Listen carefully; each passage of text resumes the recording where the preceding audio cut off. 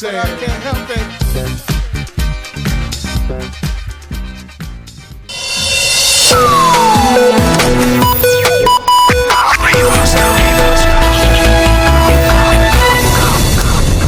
Salam alaikum, masal khair, bienvenue dans votre émission Studio Maghreb.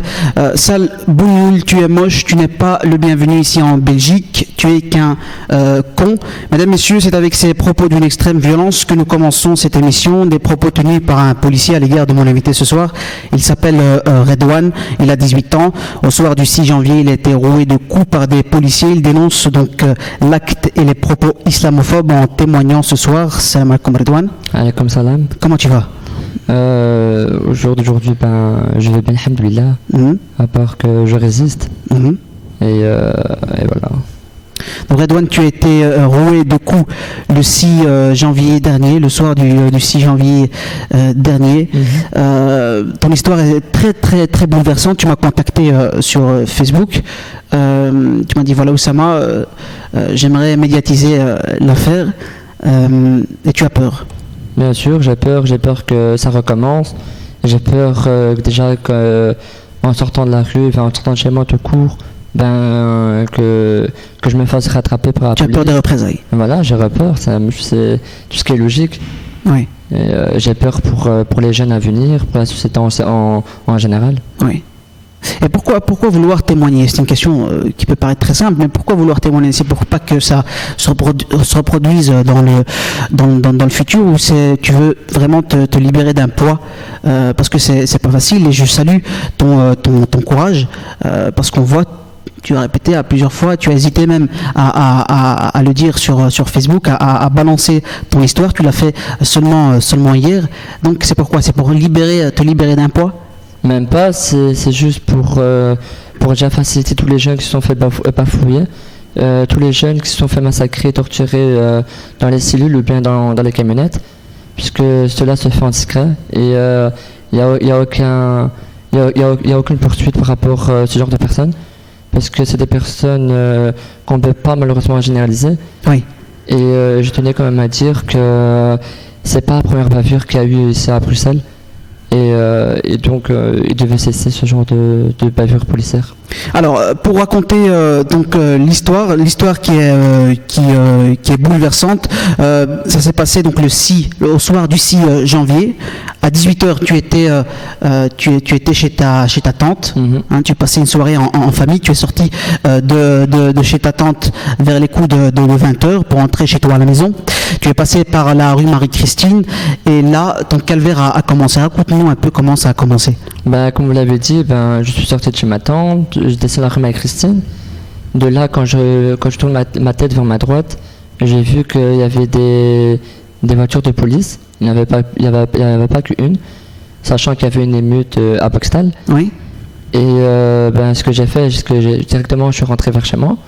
Et en descendant la rue Marie-Christine, c'est à ce moment-là que je constate qu'il y avait quand même 4 voitures de police qui m'ont suivi. Et jusqu'à là, j'ai eu ma réaction normale, comme chaque citoyen qui peut marcher dans la rue. Et là, tu t'es pas posé la question, mais pourquoi ils me suivent? C'est la première question que je me posais, c'est la première. Oui. Et je me suis dit, c'est pas normal qu'on me suive. Et donc j'ai été sans arrière-pensée, je marchais et tout. Jusque-là, je vois que la police, elle descend de la voiture et elle me demande de m'arrêter. Et en fait, c'est à ce moment-là que je me suis retourné pour voir à qui elle s'adressait. Et en descendant, en marchant et tout, je me retourne, etc. Et puis, je m'arrête. Et directement, la police, elle me fait comment ça se fait, tu t'arrêtes pas?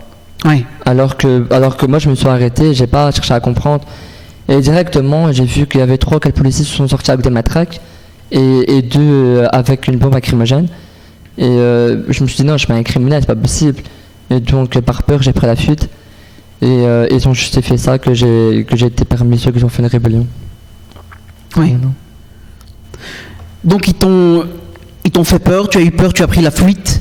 Exactement, c'est même plus qu'une peur, c'est franchement accuser une personne sans l'avoir vue, sans rien du tout, quoi. je venais quand même chez ma famille, et sachant qu'il y a plusieurs personnes qui ont quand même constaté que je n'étais pas ce genre de personne qui allait aboyer dans les rues pour faire des émeutes ou autre. Ouais. Et quoi, ils t'ont roué de coups? Comment ça s'est passé?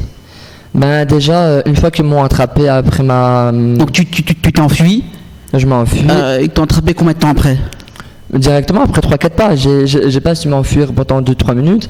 Et directement, ils m'ont balayé. Et là, ils m'ont balayé directement. Ils m'ont mis d'abord les menottes. Oui. Ensuite, ils m'ont attrapé, ils m'ont tapé et tout. Et ça, c'est une fois qu'on m'a relevé du sol, une femme elle a tiré ma veste. Elle me l'a tiré, elle m'a dit tu verras, sale bougnou, ce que tu arriveras plus tard. Donc une dame, c'est une policière? Une policière. Et ils étaient combien les policiers? Ils étaient une dizaine. Une dizaine sur toi? Une dizaine. Tu étais seul? J'étais seul. Mais et donc une fois que je suis monté dans la fourgonnette, j'ai rencontré 3 jeunes que je ne connaissais ni de près ni de loin, sachant qu'eux aussi sont des bafoués. Et je me suis dit c'était pas normal qu'on vienne m'attaquer sans faire objet de mon arrestation. Tu n'avais rien à voir avec ces jeunes, tu ne les connaissais pas? Du tout. Donc tu étais par terre, ils t'ont roué de coups avec quoi? Des matraques? Ils m'ont roué de coups avec des matraques, des coups de genoux, des pêches. À voilà. 10 sur toi? Voilà. Ils étaient vraiment plusieurs sur moi. Mais comment... Bien sûr, on n'essaiera jamais, même si on essaie de se mettre à ta place, c'est difficile de penser à quoi on pense à ce moment-là. À quoi tu penses à ce moment-là?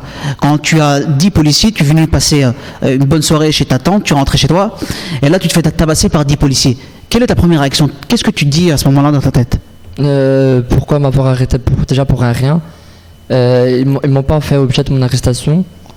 Et je voulais une chose, c'est de rentrer chez moi tranquillement, sereinement, sans... Enfin, si on m'aurait arrêté avec objet de mon arrestation, il n'y aurait aucun souci, j'aurais donné ma pièce d'identité et je serais rentré comme chaque jour qu'on me contrôle. Donc ils t'ont fait monter dans la camionnette et ils te disent, tu as cru que tu allais fuir, maintenant monte dans la fourgonnette, on va te montrer ce que la Belgique est capable de faire. Ici c'est l'Europe, pas l'Afrique. C'est quand même extraordinaire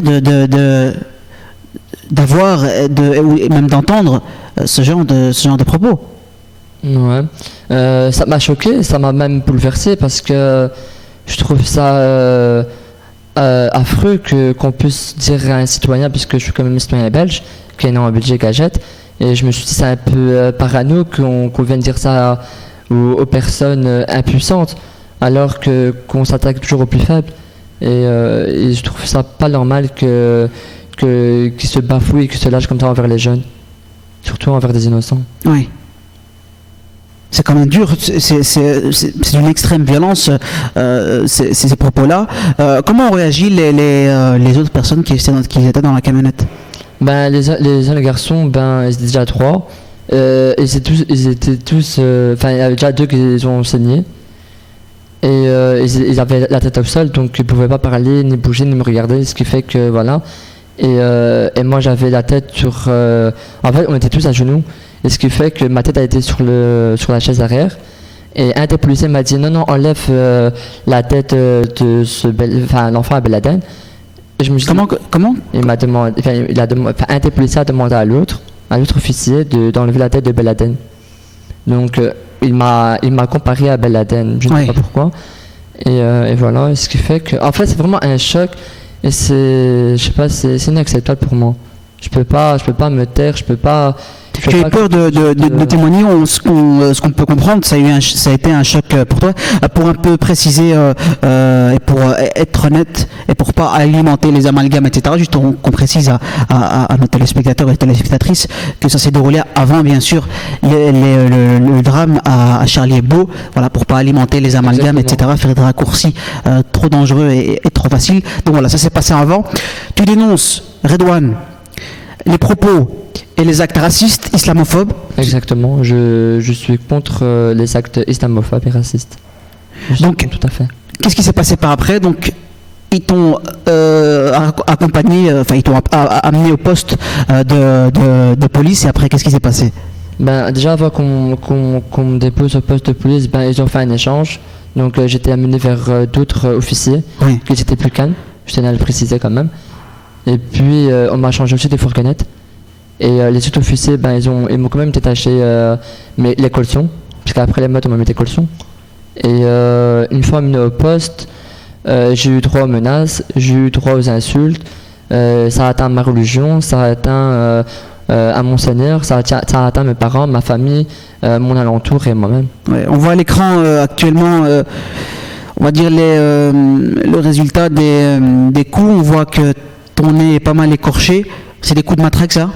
Non, ça c'est quand on m'a mis au sol et qu'on m'a vraiment, quand ils ont mis leurs pieds sur ma tête, et ce qui fait que mon nez, il a connu le sol. Encore des propos très violents, un peu à la continuité des autres. On t'arrête parce que tu es d'origine maghrébine et de confession musulmane. C'est quand même incroyable. C'est digne d'une science-fiction. Si on ne connaît pas vraiment l'histoire et si on ne te connaît pas, on pourrait dire, et tu me l'as dit avant hors antenne, que voilà, en partageant etc. Mon témoignage sur Facebook, il y a quelques personnes qui ont dit voilà, c'est de la pure invention. Est-ce que ça te fait mal, ça, quand tu dis ça? Personnellement, je dois avancer avec les critiques des gens, mais de toute manière, quoi qu'on fasse, il y a toujours des critiques. Et j'avance avec ça et je les remercie même, puisque c'est déjà un plus pour moi. Je dois montrer que je suis plus fort qu'eux. Ce n'est pas parce qu'on m'a roulé 2 coups, qu'on m'a insulté, qu'on m'a menacé, qu'on m'a injuré, qu'on m'a craché sur la figure que je devrais me taire. Non, au contraire, je dois lever je dois lever mon bras et crier haut et fort que la liberté sera à moi et je vaincrai, Inch'Allah. Bien sûr, et si c'est pas moi qui va remettre en doute ton témoignage ni ton récit, parce que je te connais très bien, Redouane, tu es souvent dans les manifestations pour la Palestine, etc. Donc je connais ton honnêteté, c'est pour ça que je t'ai invité. Donc après, ils t'ont emmené au poste, qu'est-ce qui s'est passé là? Ils m'ont emmené au poste. Tout d'abord, dès le début, ça s'est bien passé dans l'ensemble. Il y a déjà des policiers qui m'ont interpellé, me disant que je serais dans les cellules avec les autres garçons. Oui. À savoir qu'on était dans les cellules. Il y avait 2 cellules, ils étaient partagés en 2, et au total on était 8. Les 4 autres jeunes avaient, je pense, 2 ou 3 jeunes. Oui. Ils ont fait appel à des infirmiers, ils sont venus directement. Nous, après, ils ont appelé un parrain pour faire la fouille au corps. Et nous, en attendant, on a demandé un verre d'eau. Et ce qui m'a choqué, c'est qu'on était 4 à demander un verre d'eau. Ils nous ont servi un verre d'eau, un verre pour nous 4. Donc ce qui fait que c'est tout de même, l'eau elle vient tout de même d'un robinet. Et c'est hallucinant qu'on donne un verre pour 4 personnes. Et donc ce qui fait qu'on s'est partagé le verre et voilà, en tant que fraternité. Alors, donc tu étais dans ta cellule, à partir de là, on suivit pas mal de propos encore à caractère très raciste et islamophobe, même avec beaucoup d'injures. On va pas tous les citer ce soir, mais je vais en reprendre un. Je pourrais peut-être choquer les téléspectateurs et les téléspectatrices. Donc ici, il y a un policier qui te dit: les gars, bienvenue en Belgique. Abdelhamine ne souffre pas, il est plus beau avec une jambe en moins. Ouais, c'est ça. Abdelhamine, c'est donc le jeune qui était amputé à cause d'une bavure policière. Moi, personnellement, à ce niveau-là, j'étais bouche bée, je ne pouvais pas parler. Ça m'a choqué, je ne vois pas pourquoi il a osé confondre mon affaire avec le sien. Ensuite, je suis tout à fait solidaire avec lui, car perdre une jambe, pour quel que soit son fait ou quels que soient ses actes, on n'a pas le droit déjà de bafouer une personne, mais encore moins de lui amputer une jambe. Et donc, je suis tout à fait contre cette bavure-là. Qu'est-ce que... Donc après que tu as entendu ces propos très durs pour toi, j'imagine que ça a été pour toi on va dire l'apocalypse. Et comment tu as réagi directement? Est-ce que tu avais déjà anticipé comment, on va dire, te défendre, ou tu t'es dit non, c'est la fin du monde, c'est pas possible, ils sont trop nombreux, moi j'ai 18 ans, je suis un jeune étudiant? Déjà me connaissant, depuis ma naissance, je n'ai jamais eu ce genre d'insultes, puisque c'est vraiment des insultes gratuites, des menaces gratuites. Et, mes parents, ils m'ont jamais roulé de coups, on m'a jamais tapé. Donc j'ai vraiment été élevé sous une éducation très fiable. Et ce qui fait que la police m'ont enfin on va dire, c'est même pas une éducation, c'est vraiment dressé. On m'a traité comme si c'était un animal. Alors que nous, on est là, on est en Belgique, il y a des droits, des devoirs. Certes, nous avons des droits, mais eux aussi ont des droits. Et je tenais quand même à préciser que les droits que nous devons respecter, ils doivent aussi les appliquer, quoi. Et c'est eux les premiers à appliquer leurs propres droits. Oui. Encore un autre propos qui, ici actuellement on voit l'image, c'est quoi ça? C'est ton poignet. C'est donc l'effet des colsons. J'imagine que ça a été très douloureux pour toi. Bien sûr, puisque ma main devenait bleue, j'ai demandé de desserrer, on m'a refusé, avec tout plein d'insultes. Les insultes encore une fois ici, je veux trop pisser sur ta belle gueule d'arabe, c'était trop bonne, et voilà, je terminerai pas parce que c'est une injure assez choquante. Ça te choque, ça nous choque aussi à la lecture de ces propos. Est-ce que tu as contacté par après, j'imagine, des associations qui luttent contre le racisme et l'islamophobie? Je n'ai même pas contacté, j'ai juste partagé mon histoire sur les réseaux sociaux. Et on t'a contacté. C'est eux-mêmes qui sont venus vers moi, ils m'ont proposé, etc. Et donc j'ai pris mon temps de réfléchir et mon choix est fait. Et donc je dois quand même procéder aux procédures nécessaires pour combattre contre l'islamophobie. Ouais, alors tu as décidé de porter plainte, tu as été porté plainte, ta plainte a été refusée, pourquoi? Tout d'abord, mon audition était contradictoire. Parce que ce que je disais moi, il a été réformé par leurs paroles. Ce qui fait que tout ce que je dis, ils l'ont transformé. J'avais précisé que comme quoi les policiers qui m'ont tapé, qui m'ont roulé de coups, qu'il y a une baffe policière, et que comme quoi ils étaient cagoulés. Elle n'a pas voulu me croire. La policière m'a dit non, je n'écris pas ça. Non, c'est une invention. On peut pas écrire ça, ce genre de choses. Donc ce qui fait que avec toute la pression que j'ai eue, puisque c'était quand même à 3h du matin qu'on m'a fait une audition, et avec toute la pression que j'avais eue derrière moi, et c'est à ce moment-là que j'ai essayé mon audition vraiment aveuglément, quoi. Alors oui. que... Et même quand tu veux porter plainte, on te dit, quand tu déposes ta déposition, on te dit, voilà, on sait où t'habites, on connaît ton adresse.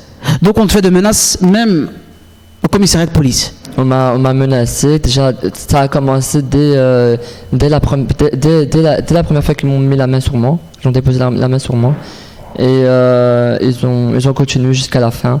Et même le lendemain, quand mon frère est venu me chercher au commissariat, et ils ont pas cessé à me dire ne t'inquiète pas, on te reverra, ne t'inquiète pas, c'est pas fini, ne t'inquiète pas, on va encore te rattraper, et si tu portes plainte contre moi, contre nous, sache que c'est nous qui gagnerons et qui vaincrons jusqu'à la victoire. J'ai fait écouter, que vous gagnez ou pas, mais en tout cas la justice me soit rendue, que vous le vouliez ou pas, parce que des policiers il y en a tellement, des policiers j'en connais tellement, il y a des policiers qui sont, franchement c'est un respect, je leur donne mon respect. Et voilà, quoi. Oui. Là actuellement, donc toi Redouane, tu es étudiant. Actuellement, tu es inapte à aller et à fréquenter les cours. Donc ton établissement scolaire, tu as été chez le médecin. Est-ce qu'il a fait un rapport? Bien sûr, il a fait un rapport que je peux même le montrer, quoi. Il est là. Qu'est-ce qu'il dit ce rapport, Redouane? Tout d'abord, il déclare que j'ai été victime de coups de matraque venant de la police, disant que les blessures, lésions, qu'il y avait des gonflements et échémoses, que je me plaignais en tout cas de douleur au niveau de l'épaule droite, au niveau de la région thoracique postérieur-latérale, au niveau de la région cervicale postérieure et au niveau du 1/3 moyen de la face postérieure interne de la cuisse droite. Et voilà. Donc voilà, il a constaté que c'est vrai, Voilà. Que c'est pas des inventions, donc ça etc. confirme clairement mon histoire. Oui. Comment tu as 18 ans, hein, je le répète parce que c'est important de le préciser. Tu es encore jeune et de subir ça à 18 ans, c'est très bouleversant. J'imagine qu'il y aura un avant, qu'il y a un avant et un après. Donc l'histoire que tu as vécue, je te souhaite beaucoup de courage. Comment tu as annoncé ça à tes parents? Est-ce que c'est toi qui as annoncé? T'es rentré à la maison, voilà, maman, papa, j'ai été roué de coups par 10 policiers. Comment ils l'ont pris? Ben déjà tout d'abord à savoir que quand je me suis fait arrêter, j'ai pas eu droit à appeler mes parents, sachant que c'était au Maroc. Et ils m'ont fait confiance, ils m'ont dit écoute, tu es jeune, tu es capable, tu es responsable de tes propres actes. Et donc ils m'ont laissé en Belgique avec mes frères et sœurs et tout. Et c'est à ce moment-là que un de mes frères il a contacté mes parents lui disant que, le lendemain déjà à 8h, ils l'ont contacté lui disant que j'étais roué de coups par la police, etc. Et je vais quand même préciser que ma mère a cessé de m'appeler le jour de mon arrestation, le 6. Et il y a quand même eu des blagues au téléphone, disant que... Des blagues? Des blagues. Donc il y a quand même des policiers qui disaient on a capturé le terroriste, on a capturé l'assassin, on a capturé le petit gamin. Et ce qui fait que ma mère était choquée, elle disait non, c'est pas possible qu'on me réponde ce genre de façon, parce qu'elle a craint qu'on m'ait envoyé quelque part d'autre, ou bien qu'on est venu m'agresser. Et voilà, elle a eu peur, quoi. Oui, donc elle a eu peur, j'imagine. On a refusé de te donner un avocat aussi quand tu l'as demandé. Enfin, c'est pas qu'on m'a refusé, c'est que totalement on m'a proposé un avocat et quand je l'ai eu au téléphone, c'est déjà une avocate qui m'a parlé, me disant qu'elle ne sera pas être présente aujourd'hui, enfin le jour même, le 6, qu'elle devait être là pour le 7. Et donc je me suis dit, logiquement je me suis posé la question, je me suis dit c'est pas normal qu'une avocate elle me dise non, il serait très possible préalablement que je ne serais pas présente. Donc je me suis dit pourquoi tu te proposes alors? Ne te propose pas. Oui. Reste où tu es. Tu as senti un manque de soutien par rapport à cette histoire, à ton histoire? Oui, déjà mes connaissances, ma famille premièrement, les gens qui m'ont soutenu. Un manque. Est-ce que tu as senti un manque de soutien par rapport aux autorités entre guillemets? J'imagine que tu as beaucoup de soutien de par tes proches, etc., de par les gens qui t'entourent. Ça, on le constate même dans les réseaux sociaux. Mais je veux dire, des gens de soutien par rapport... Bon, la police, tu n'en as pas, puisqu'ils te refusent, ils te mettent des bâtons dans les roues pour que tu n'ailles pas jusqu'au bout on va dire, de tes droits, tout simplement. Est-ce que tu as un manque de soutien au niveau autorité? Jusqu'à présent, je n'ai eu aucun soutien à part les associations et les ASBL. Alors justement, l'association qui t'a contacté, c'est une association qui lutte contre l'islamophobie en Belgique, Muslim Right Belgium. Ils t'ont contacté, qu'est-ce qu'ils t'ont dit concrètement?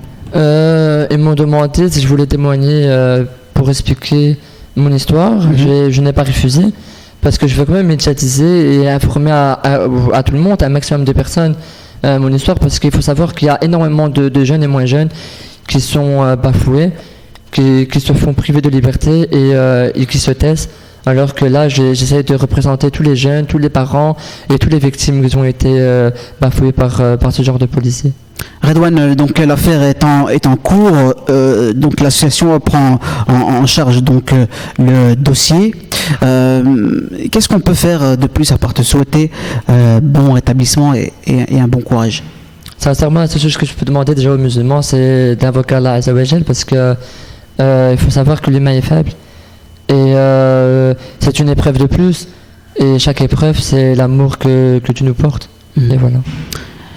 Justement, Allah Yashafik Redouane, bon rétablissement et bon courage pour la suite. C'est pas facile, bien sûr. Je pense que aucune personne au monde, qu'elle soit musulmane ou pas, doit subir ce genre d'attaque et de propos qui sont très forts, j'imagine.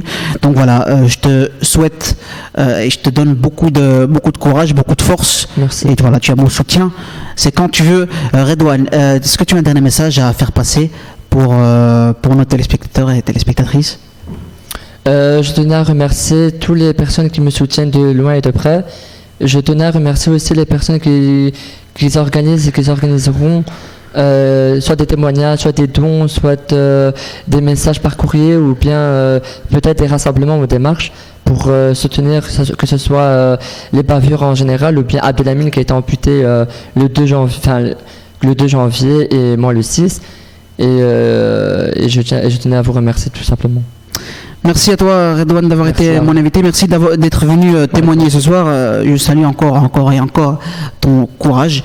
Merci et on se voit bientôt Inch'Allah. Merci. Merci à vous chers téléspectateurs et téléspectatrices de votre fidélité. On se donne rendez-vous dans la prochaine émission Boussama Live depuis les studios Maghreb. D'ici là, portez-vous bien. Wassalamu alaikum wa rahmatullahi wa barakatuh.